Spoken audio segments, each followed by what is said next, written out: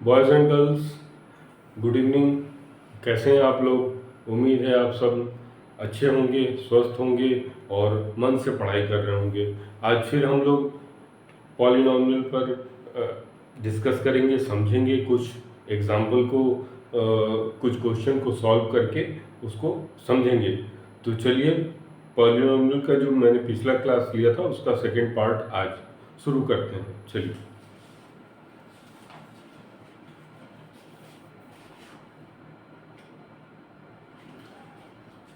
आज हम डिस्कस करेंगे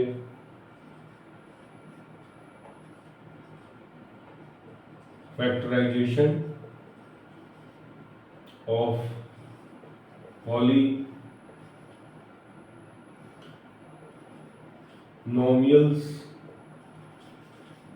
ठीक है, इसी पे कुछ एग्जाम्पल समझेंगे कि ये कैसे होता है। जैसे एक एग्जाम्पल के थ्रू हम समझते हैं। फैक्टराइजेशन तो आप लोगों ने पढ़ा है, पिछले क्लास में भी पढ़ा है। फाइंड द वैल्यू ऑफ के if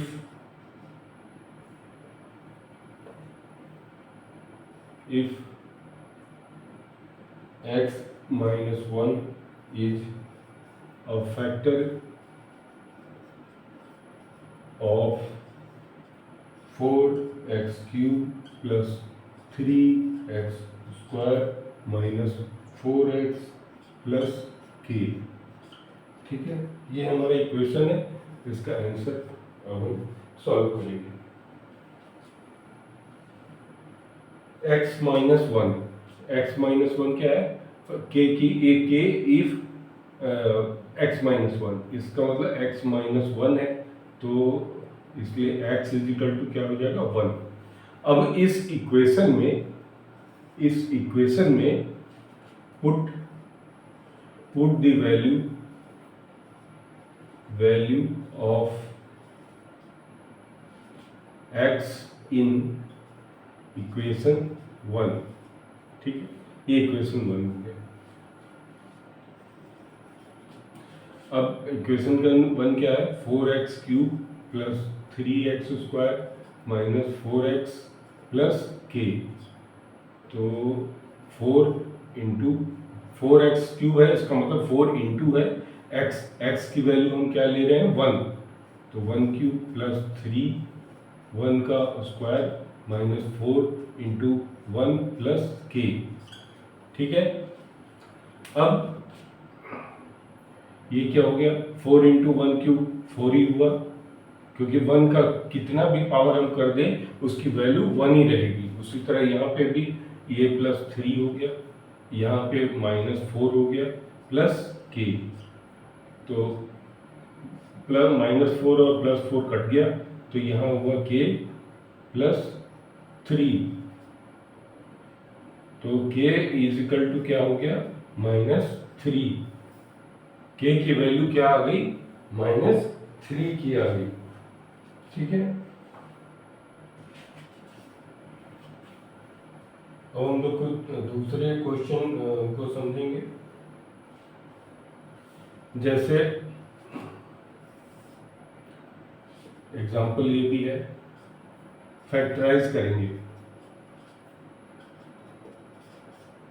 फैक्टराइज किसको? 6x square plus 17x plus 5। इसको हमें क्या करना है? फैक्टराइज करना है। तो फैक्टराइज का आप लोगों ने पहले भी पढ़ा है, इसको मैं बता दे रहा हूँ। जो पहला कोफिशिएंट है और जो लास्ट का कोफिशिएंट है, इसको मल्टीप्लाई कर देते हैं। तो पहला है 6 और यहाँ है 5, तो कितना हो गया? 30 का एलसीएम निकाल लेंगे। 2 से डिवाइड करेंगे 15 आएगा। फिर 2 से तो नहीं होगा क्योंकि ये ऑड नंबर है, वो इवन है। फिर 3 से करेंगे तो 5 आ गया, और फिर 5 से करेंगे तो 1 आ गया। अब इसका मल्टीप्लाई करेंगे तो 3 5 जा 15, 15 2 जा 30, तो इसका कितना आ गया? 30। अब कुछ हम ऐसा करें कि ये जो बीच वाला है 17x, ये इसका प्लस माइनस मल्टीप्लाई करके 30 आ जाए। तो हम इसको लिखते हैं 6x² प्लस, अगर हम इसको दो भागों में ब्रेक कर दें, 17 को अगर हम 15 प्लस 2 लिख दें, 15 मल्टीप्लाई बाई 2 लिख दें, तो कितना हो जाएगा 30। इसका मतलब इससे ये निकल सकता है, तो इसको हम लिख दें 15x प्लस 2x प्लस 5। ठीक है, अब 15x प्लस 2x 17x, तो हमने कोई चेंज नहीं किया, खाली हमने उसको ब्रेक कर दिया। तो अब इनमें से कॉमन क्या होगा, इन दोनों में से दो का पेयर बना लेते हैं। इनमें से कॉमन एक तो x हो जाएगा और एक 3 हो जाएगा, तो 3x कॉमन लेंगे तो यहाँ क्या बच जाएगा 2। 3 का डिवाइड 6 में होगा तो 2 हो गया, और x का डिवाइड होगा तो फिर x बच जाएगा, प्लस x का x में डिवाइड होगा कट जाएगा, 3 का 15 में डिवाइड होगा तो 5 हो जाएगा, प्लस अब यहाँ पे हमें ब्रैकेट में एक कॉमन लाना है, तो यहाँ पे अगर हम +1 कॉमन ले लें तो ये ब्रैकेट में 2x प्लस 5 हो जाएगा। ऐसा हम लिख सकते हैं ना, क्योंकि 1 और ब्रैकेट के बीच में कोई साइन नहीं है, इसका मतलब मल्टीप्लाई है। 1 से मल्टीप्लाई भी करेंगे तो उसमें कोई फर्क नहीं आने वाला है। तो अब यहाँ पे ये कॉमन हो गया और यहाँ कॉमन हो गया, तो इस कॉमन को पहले लिख लें 2x प्लस 5, और दूसरे ब्रैकेट में हम लिख लें 3x प्लस 1। ये आंसर हो गया। ठीक है, बहुत इजी है, आप इसको अच्छे से समझें और इसको प्रैक्टिस करें, तो ये बहुत ही इंटरेस्टिंग एक चैप्टर है। अभी हम लोग और भी एग्जाम्पल करेंगे और इसको अच्छे से समझेंगे।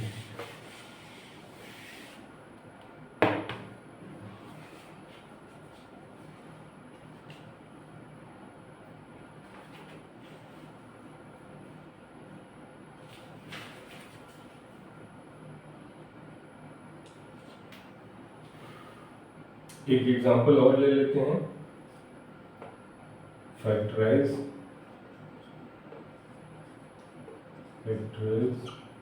y² minus 5y plus 6। ठीक है, अब इसको हम फैक्टर करते हैं, ब्रेक करते हैं। अब यहाँ पे 1 है, इसका कोफिशिएंट क्या है 1 है, और यहाँ पे 6 है। 1 और 6 का मल्टीप्लाई करेंगे तो 6 आएगा। अब हमें कुछ ऐसा करना है कि ये जो 5 है वो 6 में चेंज हो जाए। ठीक है, तो अब अगर हम y लिखते हैं y²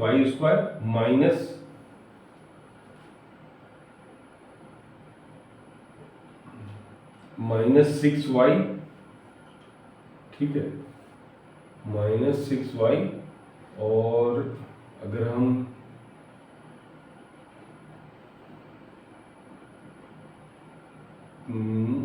प्लस 6y,